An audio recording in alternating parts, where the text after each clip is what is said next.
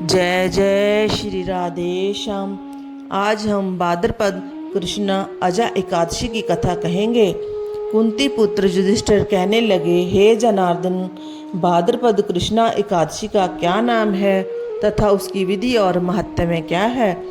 भगवान श्री कृष्ण कहने लगे कि सब प्रकार के पापों को नाश करने वाली इस एकादशी का नाम अजा एकादशी है। इसके व्रत को करने से मनुष्य सब पापों से मुक्त हो जाता है। जो मनुष्य इस दिन भगवान ऋषिकेश का पूजन करता है उसको अवश्य ही वैकुंठ की प्राप्ति होती है। अब मैं इसकी कथा कहता हूँ, सो ध्यानपूर्वक सुनिए। प्राचीन काल में हरिश्चंद्र नाम का एक सत्यवादी राजा राज्य करता था। उसने किसी कर्म के वशीभूत होकर अपना सारा राज्य व धन त्याग दिया, साथ ही अपनी स्त्री, पुत्र तथा स्वयं को भी बेच दिया।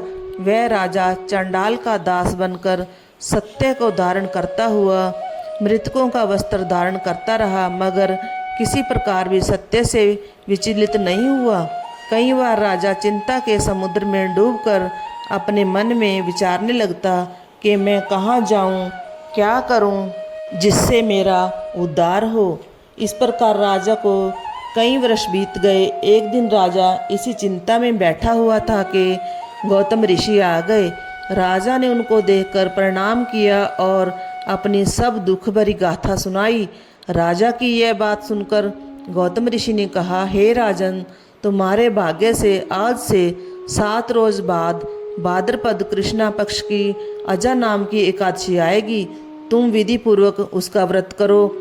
इस व्रत के पुण्य के प्रभाव से तुम्हारे समस्त पाप नष्ट हो जाएंगे। इस प्रकार राजा से कहकर गौतम ऋषि तो उसी समय अंतर्ध्यान हो गए और राजा ने उनके कथनानुसार एकादशी आने पर विधि पूर्वक व्रत व जागरण किया। उस व्रत के प्रभाव से राजा के समस्त पाप नष्ट हो गए। स्वर्ग में बाजे बजने लगे और पुष्पों की वर्षा होने लगी। उसने अपने मृतक पुत्र को जीवित और अपनी स्त्री को वस्त्र तथा आभूषणों से युक्त देखा। उस व्रत के प्रभाव से उसको पुनः राज्य मिल गया और अंत समय में अपने परिवार सहित स्वर्ग को गया। हे राजन, यह सब अजा एकादशी के प्रभाव से ही हुआ।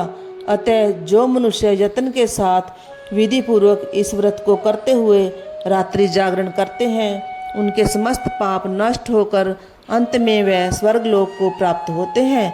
इस एकादशी की कथा के श्रवण मात्र से अश्वमेध यज्ञ का फल प्राप्त हो जाता है। इस प्रकार एकादशी महत्व का 19वां अध्याय समाप्त हुआ। जय जय श्री राधे श्याम। बोलो एकादशी मैया की जय।